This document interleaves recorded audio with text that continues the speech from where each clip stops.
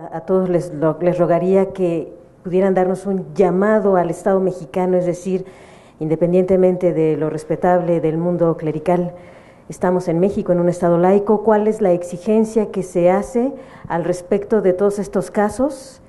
En particular, por como nos ha advertido el señor Atié, hay falta de verdad y justicia, pero lamentablemente es peor cuando se trata de reclamar la justicia para los pertenecientes a los pueblos originarios, que si el traductor, que si la pobreza, que si, como decía una de las víctimas, hasta mis propios padres me han pedido que guarde silencio. Yo les rogaría por ahí una reflexión. Gracias.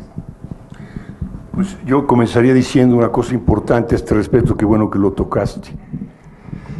Estuve en la sesión de la comparecencia de México ante el Comité de los Derechos del Niño el año pasado, en mayo, y salió a la luz claramente de parte de las preguntas del comité a los representantes del Estado mexicano que qué habían hecho respecto de tantos casos de abuso por parte de clérigos y otros religiosos, frente a tantos casos de abusos de niños.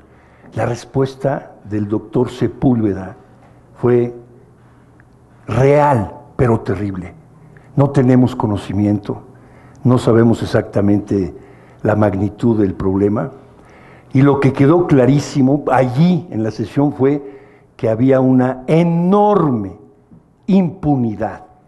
Es decir, a toda esta tendencia y estrategia de encubrimiento eclesiástico, hay toda una estrategia de protección y de impunidad de parte de las autoridades locales. La Ciudad de México es un ejemplo palpable de esto, Oaxaca lo mismo, San Luis Potosí igualmente, otros casos como el Sonora, a los que les hemos dado seguimiento de la misma manera, generalizado, pero también a nivel federal. ¿A qué me refiero? A que ni un solo de estos casos que se han sabido ha abierto una investigación por oficio. ¿Sí me explicó? O sea, a lo que se atienen las autoridades es, no se han presentado las denuncias correspondientes y por tanto no les hemos dado seguimiento. Quiero decirles, y concluyo con esto, acabamos de presentar en el caso del padre Córdoba de San Luis una denuncia federal ante la FEBINTRA, ¿no? La respuesta de la FEBINTRA fue: no encuentro elementos para determinar que haya delito federal, en este caso de encubrimiento y de abuso sistemático de niños por parte, fíjense, del ciudadano Eduardo Córdoba. Ya con eso nos dijeron que no están dispuestos a intervenir. Entonces el problema no es solo de impunidad con respecto a gobernadores, a presidentes municipales, a gente que sabemos que han cometido gravísimos delitos, están en esta realidad que estamos viviendo hoy con Veracruz y otros. No, hay una real protección sistemática e impunidad respecto de clérigos delincuentes en varias partes de nuestro país, y esto es una acción deliberada, concertada, como decía el doctor Barba, por debajo de la mesa, por debajo de la mesa. Esto es así. Aquí, perdón, rápidamente, quisiera también hacer hincapié en este resurgimiento de la ultraderecha y el empoderamiento que está teniendo en este momento. Sí da bastante miedo, pero esto se debe también a la impunidad, como ya bien lo dicen, y que no hay una correcta aplicación de la justicia por parte del Estado. Tenemos leyes y el Estado mexicano no las está aplicando con la institución. La Dirección de Asuntos Religiosos de Gobernación, encabezada por el licenciado Roque Villanueva, no está aplicando la justicia. Y eso les está dando, lo que yo interpreto, es como si ándenles, los palomeos sigan haciendo lo que están haciendo. Y se están empoderando, y bien es cierto, es lo más radical de lo radical. Entonces, simplemente es un llamado a apliquen la justicia como se tiene que hacer. Si hay lineamientos, hay reglamentos, y pues eso sería todo. Sí. Yo lo que sobre este tema,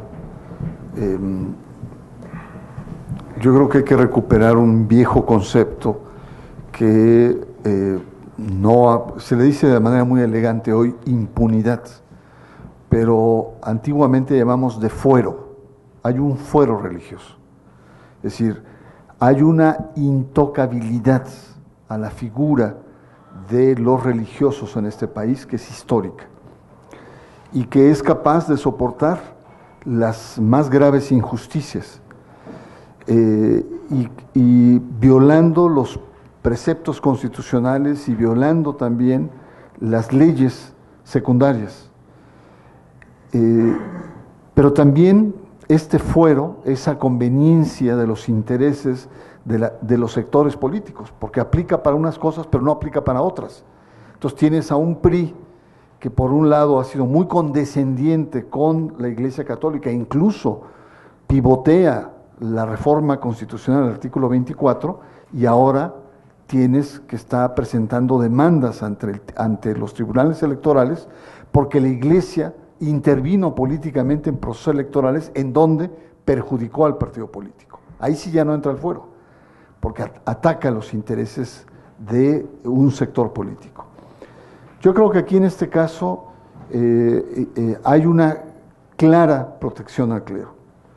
Y esta clara protección al clero viola concretamente no solo el artículo 130 constitucional, sino viola el artículo primero, que son los derechos fundamentales de las personas, y también el artículo 24, en el cual mandata al Estado de proteger las minorías sexuales y sobre todo también las minorías indígenas.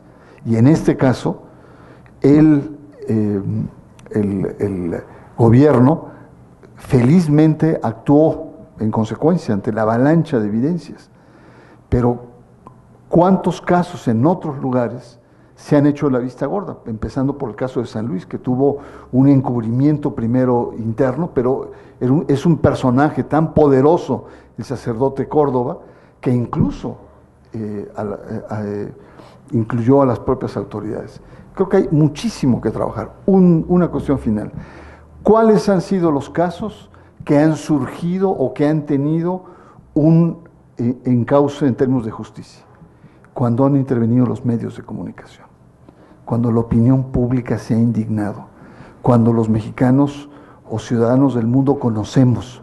Por eso es tan importante este video, que hay que darlo a conocer, hay que difundirlo, hay que señalarlo porque es contundente. Solamente cuando los medios intervienen, tocan esas fibras que mueven la maquinaria, sea eclesiástica o también la maquinaria política estatal. Bien, si me permiten 2 palabras también al respecto, puesto que se habla del poder del Estado y desde luego ahora del poder partidista. Recuerden ustedes que el momento en que se restablecen mejores relaciones entre Iglesia y Estado es precisamente cuando se desafecta el voto a favor del PRI por las consecuencias de lo que había estado sucediendo en la familia priista de aquel entonces.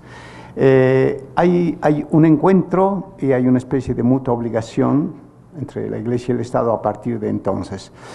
Pero yo quisiera decir esto, hay gente que está tomando interés en estas cosas, ya se están escribiendo tesis sobre el cumplimiento o incumplimiento por parte de la Iglesia con respecto a sus concordatos, acuerdos o leyes firmadas en defensa de los niños desde ya tiempo atrás, en este siglo pasado.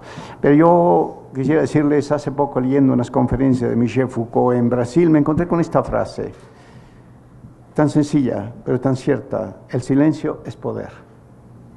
Y no solamente es poder, el silencio es una moneda de cambio.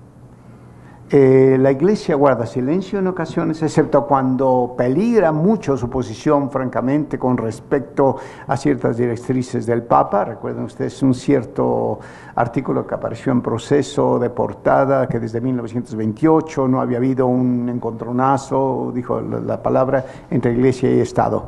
Pero fuera de eso, por debajo de la mesa, en efecto, se entienden, y el silencio es una moneda de cambio, por parte de unos a favor de otros, por parte de la Iglesia a favor del Estado. Pero si en un momento se puede, en algún caso, determinar precisamente que el silencio es una moneda de cambio, un quid pro quo, ventajoso para unos, ventajoso para otros, sobre todo en tiempo de elecciones, es el elemento de la pederastia y el incumplimiento de las obligaciones del Estado con respecto a estos casos. Gracias. Yo les quiero preguntar, del Estado de Oaxaca, ¿cómo está este delito? ¿Cómo se penaliza? ¿Y cuál es la penalidad mayor? Y también preguntarle a Joaquín, de estos 520 casos que dices, Joaquín, ¿cuántas denuncias han presentado ante las autoridades? Si los tienes documentados y en qué estado son. Bueno, por el caso de, obviamente, de Oaxaca, pues lo mejor es siempre preguntarle a los abogados que llevan el caso. De lo que yo sé, y me parece que está en esa línea, es que se logró que el sacerdote fuera detenido no por abuso agravado, es decir, violaciones en contra de niñas o niños menores de edad, que además fueron embriagados o con sustancias que pudieron adormecer o lastimar su capacidad de conciencia y de voluntad, que es un delito agravado con todas las circunstancias, en el ejercicio de las funciones de un ministro de culto dentro de sus actividades profesionales, que eso da precisamente la modalidad del delito de pederastia, donde no solo es abuso sexual en contra de un niño, que eso puede suceder en muchos ámbitos sociales, por individuos, ¿no?, sino que se trata de un abuso sexual agravado con la, digamos, utilización de bebidas embriagantes o otro tipo de enervantes para disminuir la conciencia dentro de la función del sacerdote, y que además fue y ha sido y es protegido por su autoridad superior, ¿no?, que no llevó a cabo un proceso de cumplimiento del deber de las leyes mexicanas, sino que informó a la Santa Sede y le presentó tal información que terminaron exonerando al sacerdote. Esta es la realidad del delito. O sea, no solamente hay un individuo X que abusa de un niño, como puede suceder en muchos lados, sino es un individuo en funciones de responsabilidad que implican una autoridad moral, un abuso de confianza en el ejercicio de funciones que están reglamentadas por un reglamento y una ley de asociaciones religiosas, que les obliga a los responsables de las mismas a informar inmediatamente de cualquier delito cometido dentro de su jurisdicción. O sea, hay una serie de elementos de violaciones, de delitos graves cometidos por este individuo llamado Gerardo Silvestre, sacerdote, etc. Se logró por parte de sus abogados, creo yo, con acuerdo obviamente del Ministerio Público en algunos casos o de los mismos jueces, que lo que se tipificó como delito fue corrupción de un menor. Corromper a un menor es un delito, sí, pero no es un delito de la misma gravedad que los que he mencionado. Entonces, en este sentido, ya con ello hay una matización a favor del delincuente del delito que ha cometido. Son menos años de cárcel y se trata exclusivamente del caso de Silvestre, de Gerardo Silvestre. No está implicado el arzobispo como encubridor, responsable, protector, que buscó un mecanismo fuera del país para que lo exoneraran de responsabilidad. Y estoy seguro que el arzobispo debe haber presentado estas sentencias de la Santa Sede ante las autoridades, y por eso el caso, yo creo, está detenido. O sea, la presión que debió ejercer el arzobispo sobre los magistrados debió haber sido muy fuerte para decir: señores, tengo elementos de la Santa Sede para decir que este señor no es responsable. Si ustedes lo declaran responsable, pues a ustedes sabrán a ver qué consecuencias les viene por haberlo hecho. Es decir, y por eso no se ha dictado la sentencia.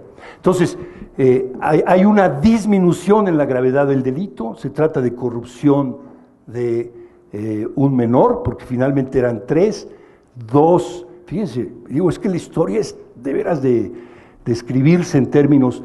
Una de las víctimas, su mamá, y tenemos la información, y ojalá puedan darse una vuelta en Oaxaca, la mamá de una de las víctimas que estaba muy cercana a la iglesia, fue cooptada, fue retenida durante un tiempo largo, 2 años, y después fue trasladada a otro lugar para que no declarara. Incomunicada. El marido quedó solo con su hijo víctima.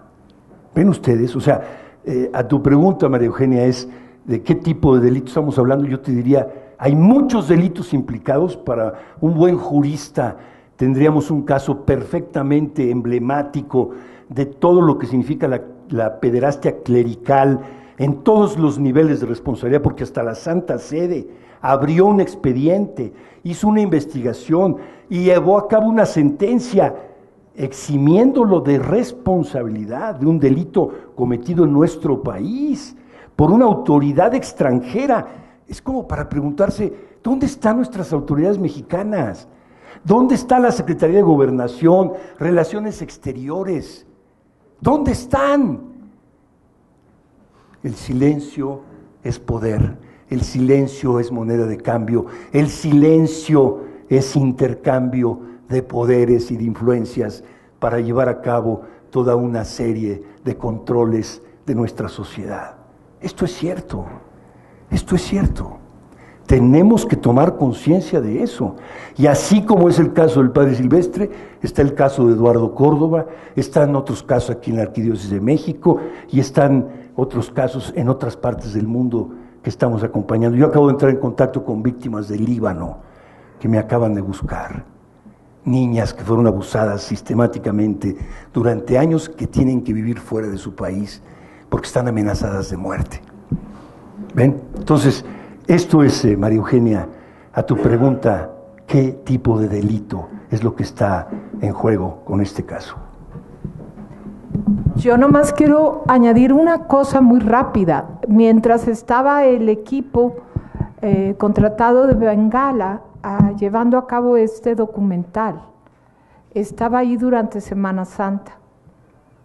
Y en Viernes Santo, no sé exactamente qué día se enteraron, pero alcanzaron a filmar las consecuencias de la violación en la catedral e hicieron un video corto, más corto que este, de 25 minutos, hizo así de corto con la intención de que se vuelva viral en las redes sociales.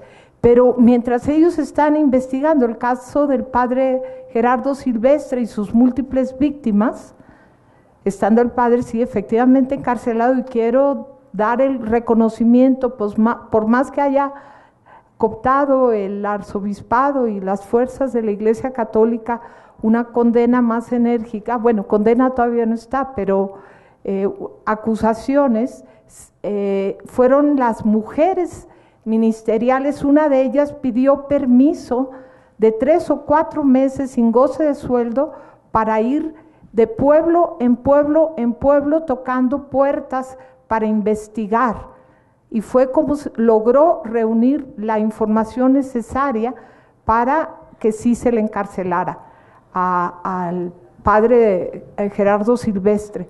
Pero bueno, mientras está el equipo de grabación en la ciudad de Oaxaca, estalla el escándalo de violación en la catedral el Viernes Santo.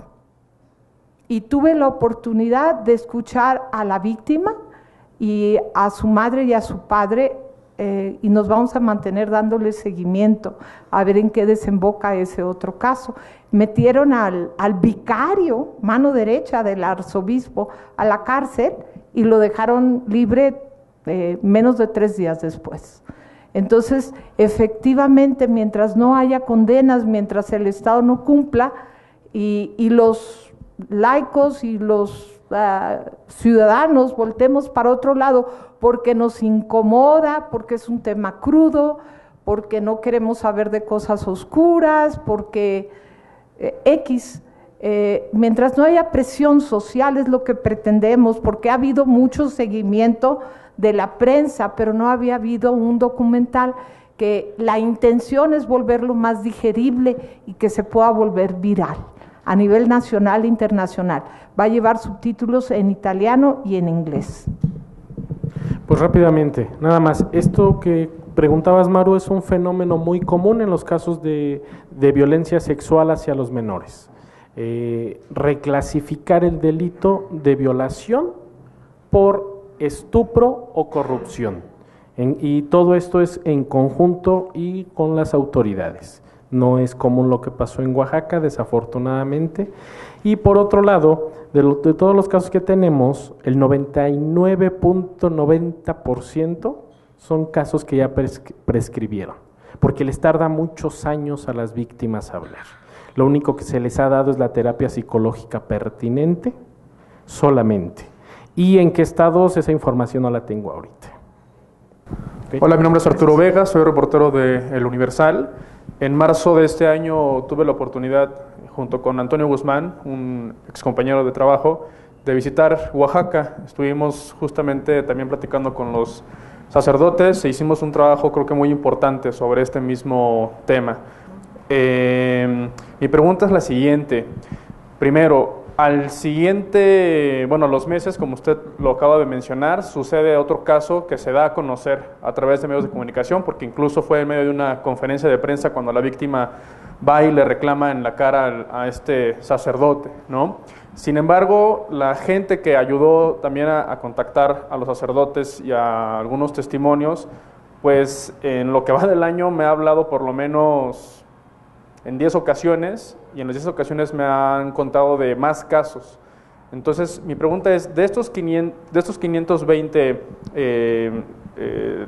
datos o sacerdotes que se tienen conocidos, ¿cuántos son, si se sabe cuántos son en Oaxaca? Y la otra es que al siguiente mes, es decir, en marzo, después de que sacamos el reportaje en El Universal, en la Cámara de Diputados, tengo entendido que creo que la fracción parlamentaria del PRD pues presentó una iniciativa, y ahí estaba usted, Alberto Tie. ¿Qué sucedió o qué sucede con esa iniciativa? Esas son las dos preguntas, ¿no? ¿Cuántos de esos 520 casos son sacerdotes de Oaxaca y qué sucede con la iniciativa?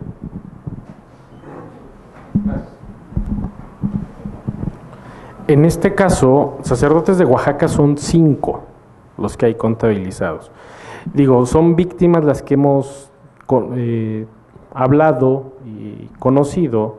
Desafortunadamente contamos como cada sacerdote, dada la impunidad en México, puede llegar por lo menos en promedio a 60 casos, por lo menos, cada uno de los sacerdotes, dado a que no son castigados.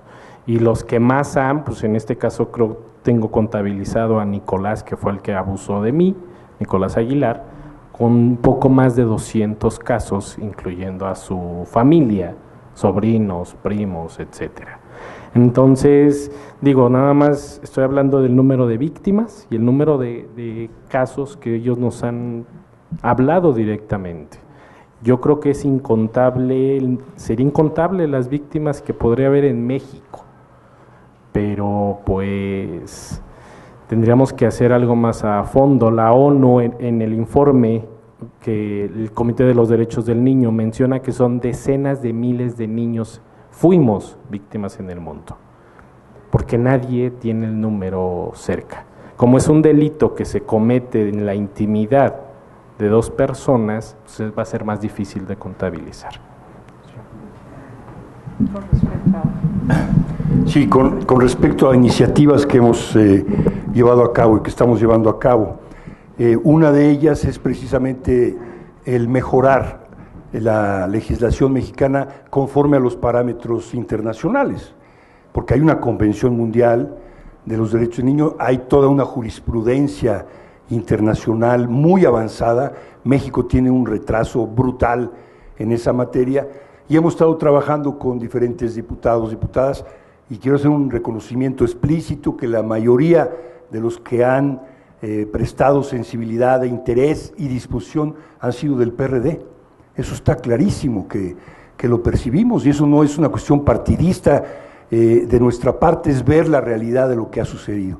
Actualmente con la comisión, finalmente, porque no había una comisión de derechos de niñas y niños en nuestro país, ya la hay finalmente en la Cámara de Diputados.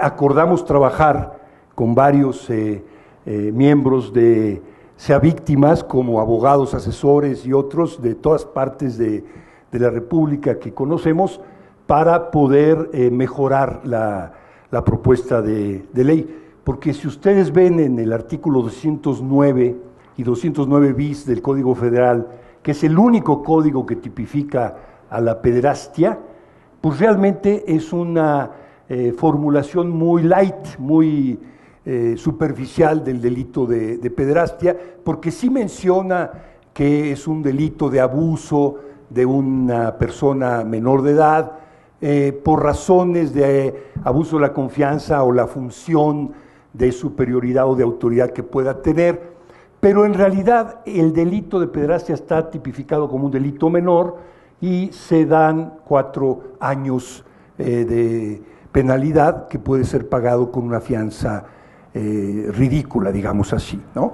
Se reconoce la posibilidad del encubrimiento del abusador, pero de una manera muy elemental. Entonces nosotros hemos trabajado en eso y estamos hablando no solo de pederastia a nivel religioso, sino también educativo o social o asistencial, por ejemplo, en estas casitas del sur o de mamá Rosa de Michoacán. O sea, estamos extendiendo la posibilidad de la comisión del abuso por parte de niñas y niños con personas que ostentándose autoridades de ellas y en el ejercicio de sus funciones cometen abusos en contra de ellas, agravando y equiparando, aquí está el punto, el delito de encubrimiento con el delito de abuso agravado. Y por tanto estamos hablando de 30 años de cárcel, y si la persona que lo encubre tiene una superioridad en términos de autoridad, el delito se agrava en su penalidad. Entonces, aquí estamos buscando de veras que haya leyes emblemáticas con sentencias que sean ejemplares. No se trata de actos de venganza, sino de justicia, para que no se vuelvan a repetir, ¿no?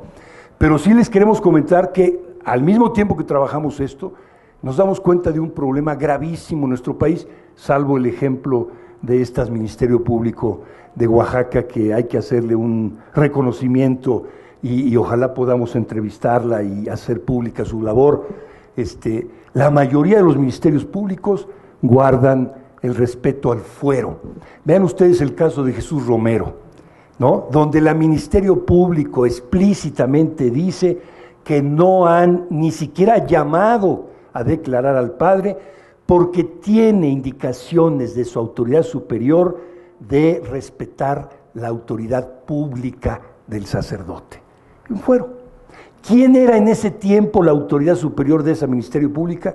Nada menos y nada más que el doctor Mancera, ¿no? Entonces, en ese sentido, lo que quiero decir es que hay toda una estrategia de los ministerios públicos de destrozar la vida de las víctimas. Pregúntenle a Joaquín lo que implicó en su vida buscar denunciar su caso, pregúntenle a Jesús Romero. O sea, víctimas revictimizadas, ridiculizadas, difamadas, no solo por las autoridades religiosas, sino por las autoridades civiles, y luego llevar los casos a la prescripción. Vean ustedes el caso de Jesús Romero. Llega un momento en que le dicen, oye, cuate, ¿a qué vienes si tu caso ya prescribió? Vete a tu casa, esto ya no tiene recurso jurídico. Gracias a la Comisión de Derechos Humanos del DF se volvió a reabrir el caso porque quienes habían dilatado la respuesta jurídica era el mismo Ministerio Público. Por eso se reabrió el caso, pero los llevan a la prescripción. Al final de cuentas hacen que se desistan porque ya no hay elementos que darle seguimiento. Entonces, hay toda una cultura, una estructura de poder, ¿no?, para proteger al pederasta internamente en la Iglesia Católica y desde las autoridades civiles para que parezcamos locos, ¿no?, judeo-masones buscando hacerle daño a la Iglesia Católica, ¿no? Entonces, es un gran tema de investigación. Buenas tardes, Carolina Gómez de La Jornada. Preguntarle si se sabe cuántos niños abusó este sacerdote, Silvestre, ¿no? Gerardo Silvestre, de cuántos más o menos se tiene la cuenta, si todas eran en regiones obviamente de Oaxaca, pero no sé si poblaciones cercanas y de qué edades. Y la otra, a Joaquín, preguntarle sobre estos casos. ¿Tienes algún número de casos? No sé si mensualmente o anualmente te van llegando cierta cantidad de casos. Y comentarle nada más entonces que pese a la idea que existe de que la pederastia ya es una cosa pasada y que ya se superó, por todo lo que están hablando parece que pues la pederastia sigue a todo lo que da, ¿no? Y siguen las mismas comportamientos de la Iglesia Católica. Y preguntarle a ti, Alberto, a ti, no me quedó claro, actualmente se tipifica el delito de pederastia con 4 años solamente. Al encubridor, a la autoridad que lo encubra, 4 años. ¿Y a la pederastia con cuánto? O sea, al abuso agravado se habla hasta de 30 años. Pero el tema, como decía Joaquín, y lo vemos en el caso de Silvestre, es que no hay ningún sacerdote acusado por abuso agravado. La máxima acusación va por corrupción o por estupro, ¿no? En donde el menor consiente la relación, y en México un menor de edad que consiente una relación ya mitiga, ¿no? El delito, que es impresionante, es impresionante que en México todavía estemos reconociendo que si una niña o un niño consintió, pues entonces quiere decir que ya formó parte también del delito mismo, y entonces disminuye la pena. Es una cosa increíble. ¿Cuánto es por el delito de pederastia? Por el delito, digamos, de abuso agravado hasta 30 años. El delito de pederastia, cuando implica que alguna autoridad, por negligencia o por lo que fuera, encubrió, hasta 4 años, y obviamente tiene derecho a fianza, como en el delito penal mexicano, de 5 años en adelante ya no cubre la fianza, pero hasta 4 años por supuesto que cubre, lo cual quiere decir que con una fianza menor el encubridor puede salir sin ningún problema. ¿Y el pederasta? El pederasta depende del delito. Si es por corrupción, no sé cuántos años se le da, por 8 años de corrupción. El padre Silvestre ya lleva 4 y medio, pues si es por corrupción de menor, imaginen ustedes que tendrá otros 3 años y medio de cárcel, si es que lo sentencian pronto, ¿no? Había otra pregunta. Sí, no hay pues no hay un número o una etapa definida. De pronto empiezan a llegar o se pasan la voz. Te digo, nada más los entrevistamos y ya se busca depende obviamente de los pasos que las víctimas quieran seguir, se les da la atención psicológica, o en su momento pues ya entrevistamos con abogados y ya ellos evalúan si es posible hacer las denuncias o no, pero pues ya es decisión de las víctimas. Con respecto a las víctimas, creo que estaban nombrando cerca de 100 víctimas, es lo que había dicho el producto. 45 víctimas por parte de Silvestre, o por lo menos, exactamente. Y creo que ya. Sigue la pederastia, pues debido a la impunidad. Algo me queda muy claro, yo he visto, cuando los delitos al ser humano, cuando no se le castiga o no se le muestra que hay una pena por haber cometido un delito, lo vuelven a realizar. Y más si está protegido y respaldado por un sistema que pareciera que está hecho para encubrirlos. Bueno, no pareciera, está hecho para encubrirlos. Gracias. Paula Mónaco Felipe de Newsweek. La cifra que están dando, el 99% de los casos prácticamente que prescriben, nos muestra una impunidad absoluta en México.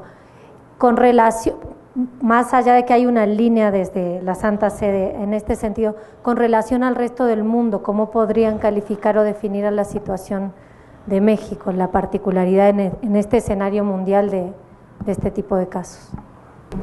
Mira, yo respondería a tu pregunta en los términos en los que me ha tocado conocer, porque he estado participando con SNAP de Estados Unidos en varios encuentros. Aquí tuvimos ya uno en Polonia, y vimos toda la parte de la región de Europa central y de Europa, digamos, que antes llamada socialista, digamos así, ¿no? Y luego a partir de ahí conocimos casos en África, en Egipto.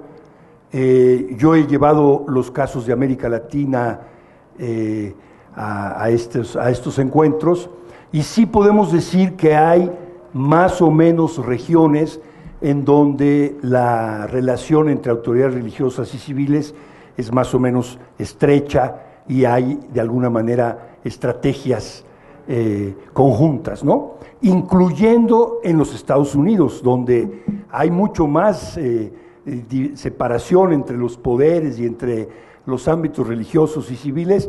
Aún así, el caso de Boston, si ustedes recuerdan, que se vio en la película de Primera Plana, de Spotlight, el caso de ir a demostrar por parte del periódico que había un conocimiento pleno de parte de la arquidiócesis de Boston, de todos los sacerdotes, cerca de 500, ¿no? 87 perfectamente delimitados y tipificados, y muchos niños alrededor de ello.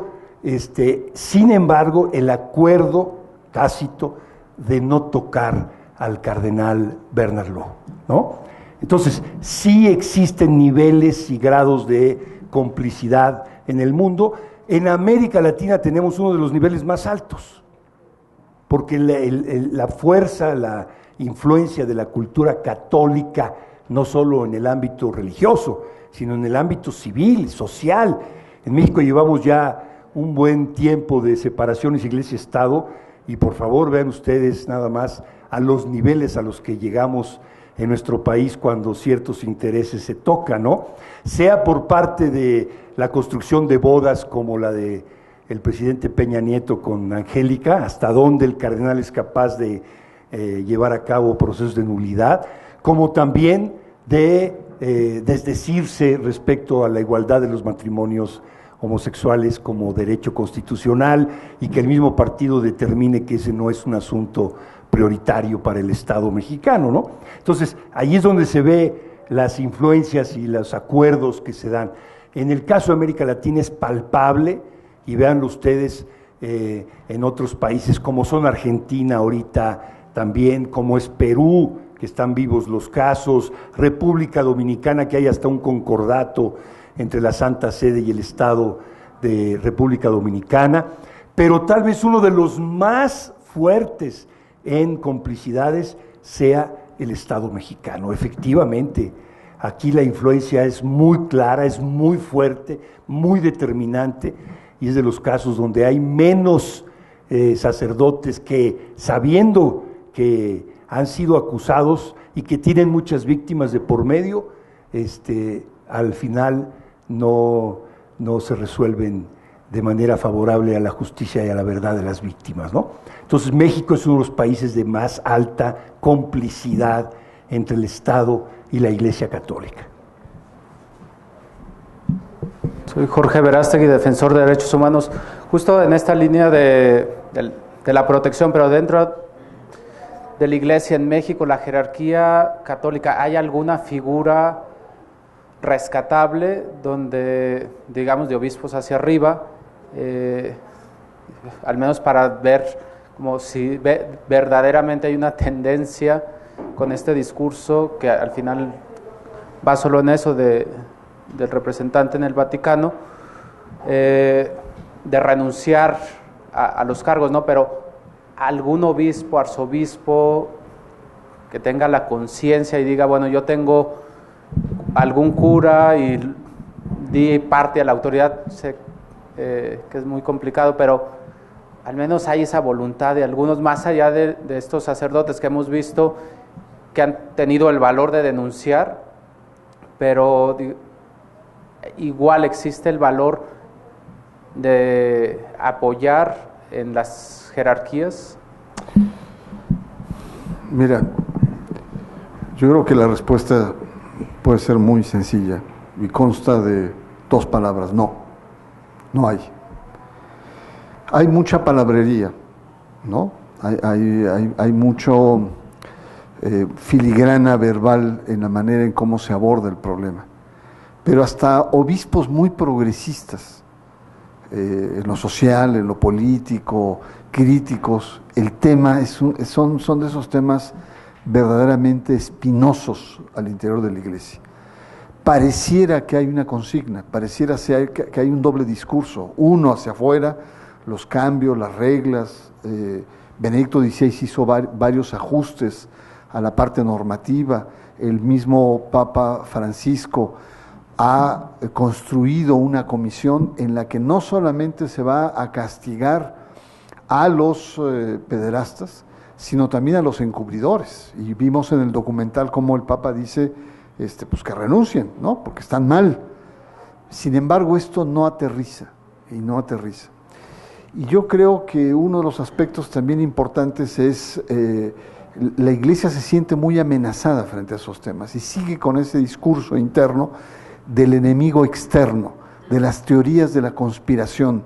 No solamente son judíos, masones, sino son la sociedad secular que ve a la Iglesia como un espacio de contracultura, ¿no? Reaccionaria, conservadora. Entonces, en ese sentido,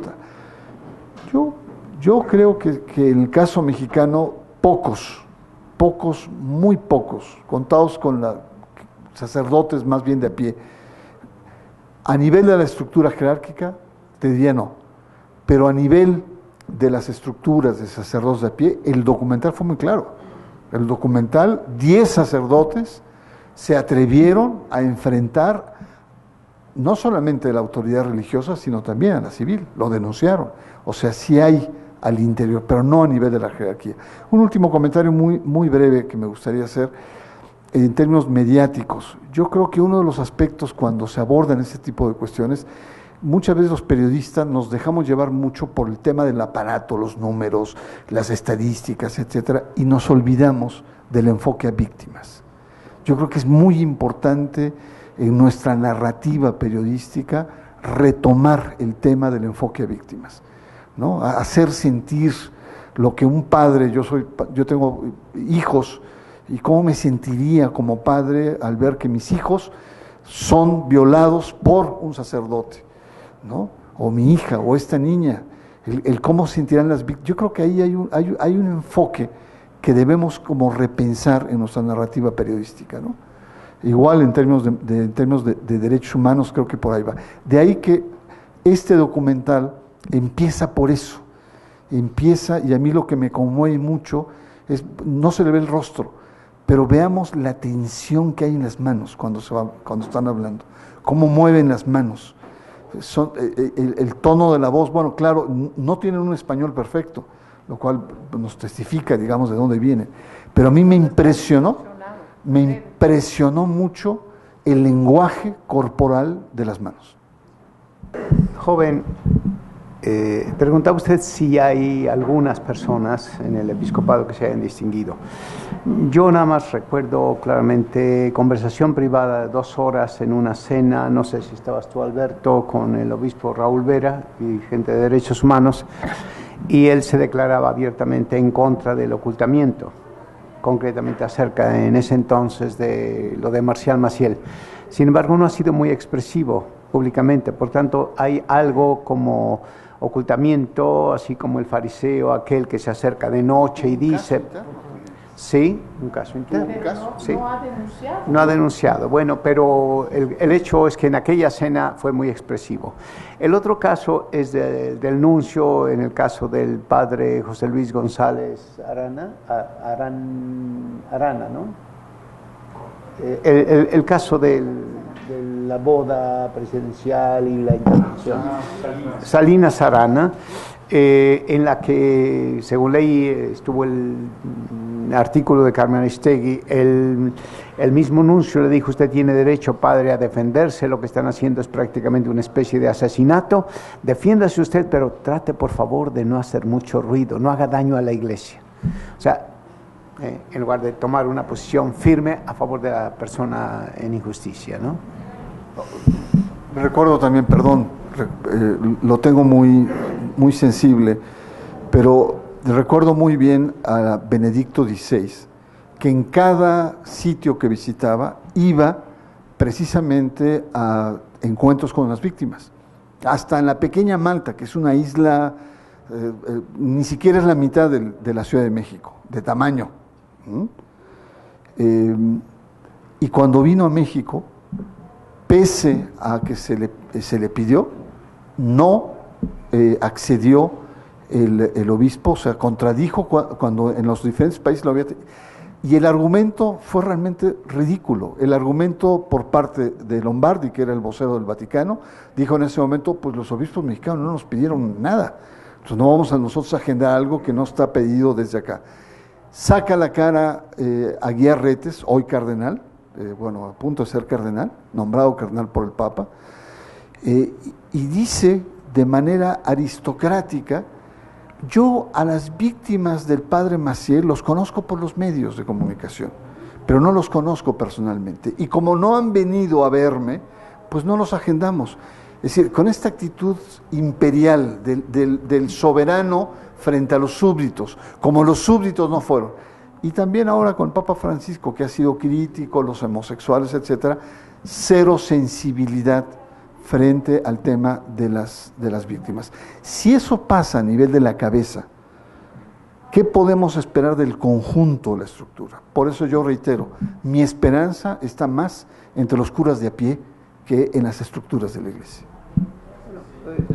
Quiero decir esto, en el último libro que alguien me acaba de regalar, las últimas conversaciones del Papa Benedicto XVI con Peter Sebald, dice que tomó su decisión de retirarse cuando le preguntó el periodista después de la venida a México, y lo aduce a razones como de fatiga y cansancio. Sin embargo, no cualifica precisamente qué tipo de fatiga, si era puramente física o era moral, pero ya el National Catholic Reporter había mencionado en algún momento dado eso mismo, que a partir de ciertas evidencias que se habían presentado, el Papa había renunciado. Ahora, Bernardo estuvo en León el 24 de marzo de ese año, estuviste tú, estuvo Carmen Aristegui, y se presentó el libro de la voluntad de no saber, con 212 documentos que estaban en poder de la Sagrada Congregación de Religiosos, que a través de un ex miembro de ella llegó a manos de Alberto, de Fernando González, de un servidor,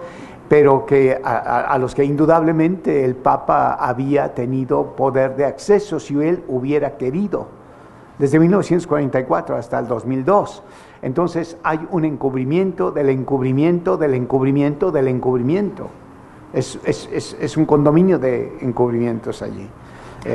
Y además, gracias a Alberto, se publicó un manifiesto, no frente a ni en contra de, sino ante Benedicto XVI, que algunas personas me pidieron que escribiera, lo escribí y se publicó en ese entonces para poner en evidencia que el mismo Papa, al hablar con Peter Sebald en el 2010, no había dicho la verdad acerca de cuándo se había enterado del problema de Marcial Maciel y de qué manera se deducía que el año 2001, el 19 de mayo, se habían echado abajo dos cláusulas importantísimas, 799, 1378, que no tenían prescripción y que ponían en entredicho inescapable a Marcial Maciel, y el Papa, obviamente con anuencia del Papa anterior, el cardenal, entonces Ratzinger, las echó abajo, aplicándolas a favor de Marcial Maciel y obviamente en desmérito de la causa que presentamos nosotros. Entonces hay mucho ahí rarísimo, y por lo que he leído hasta ahora de este último libro, últimas conversaciones, tengo la misma impresión que me dio alguien desde Berlín, que lo estaba leyendo hace una semana.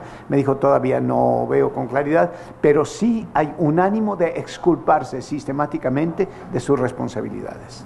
Sí, acá, y a propósito de los sacerdotes de a pie, acá tenemos a uno de ellos que quiere participar. Padre Jorge. Aparte de que es desgarrador, de lágrimas y de mucho dolor esto que nos están compartiendo, yo quisiera hacer una petición a los medios de comunicación presentes, que ojalá no se conviertan, y con el debido respeto lo digo, en lo que nos hemos convertido muchos dentro de la institución, donde nos tienen, donde nos callan y donde nos han amenazado inclusive de muerte por hablar y expresar estas cosas. Es decir, a mí me preocupan Me preocupa que todo esto ha venido desde años y años diciéndose. Escucho a Bernardo, a Alberto, a la señora Cristina, a los personajes que están aquí enfrente, y sé que es un tema que conocemos miles y millones de personas en el mundo. Sé que lo conoce el Papa Francisco y sé que lo conocen el cardenal, y muchas personas conocen este tema a fondo, pero a mí lo que me preocupa es que esto se ha quedado en los filtros. Perdón que difiera de repente de que en era del Papa Francisco no se ha dado respuesta. Alberto nos daba un ejemplo claro del nuncio en República Dominicana, pero no es que difiera por contradecir, difiero porque yo creo que se ha quedado en los filtros. Es decir, un video de estos llega a la curia en Durango 90 y jamás lo va a ver el Papa.